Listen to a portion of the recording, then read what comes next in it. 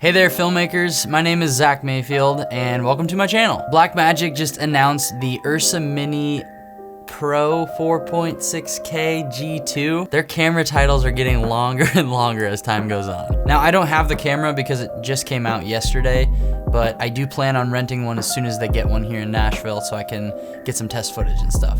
And I know there's a lot of videos on the internet of people just reading specs and stuff, and I get why that can be annoying. But if you don't want to watch a super long Blackmagic video about it or read a bunch of stuff on the internet about it, I'll just talk to you about it and hopefully make it entertaining. In order to have some help, I'm gonna need my good friend Green Screen. He can get a little off course sometimes, so we'll just try to keep him under control. Blackmagic, I guess, completely redesigned the internal electronics of this camera. They basically made it where it can now have a lot more features and higher frame rates. One of the coolest parts is it can shoot 300 frames per second in full HD, but you can do that in Blackmagic RAW, and I believe that's the 12:1 compression ratio.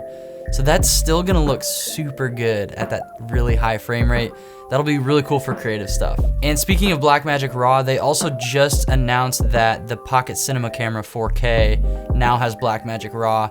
So it seems like there's this new trend here where they're kind of like implementing Blackmagic RAW into everything they have and making it widely available for all different kinds of budgets, which is real cool for us budget people. My favorite feature of this new Blackmagic camera is it can shoot 4.6K 120 frames per second Blackmagic RAW. Also, it can do 150 frames per second in 4K DCI, which is amazing, and that's RAW as well. That's just crazy. If you're not into the Blackmagic RAW thing, you still get every flavor of ProRes you can imagine, all the way up to the 444 flavors, those real big ones. This camera obviously has the most updated version of Blackmagic's color science. I think it's version 4.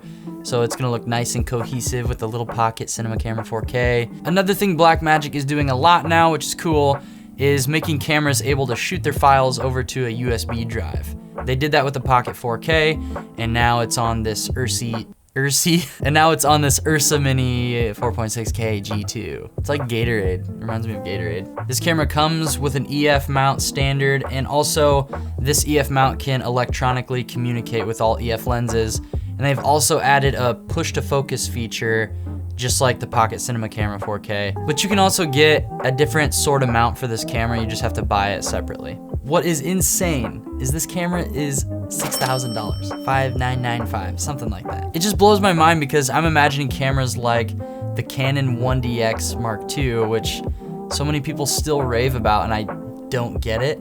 But this camera like blows that camera out of the water. The 1DX Mark II is still $5,500. You could get the Ursa Mini G2 4.6K with all these crazy features for like $500 more. Apparently this new redesigned sensor has a faster readout time so that there will be less rolling shutter. Actually, the main reason I didn't get the Pocket 4K was because I tried one out and the rolling shutter I thought was pretty bad. I'm used to the GH5 and it has almost no rolling shutter.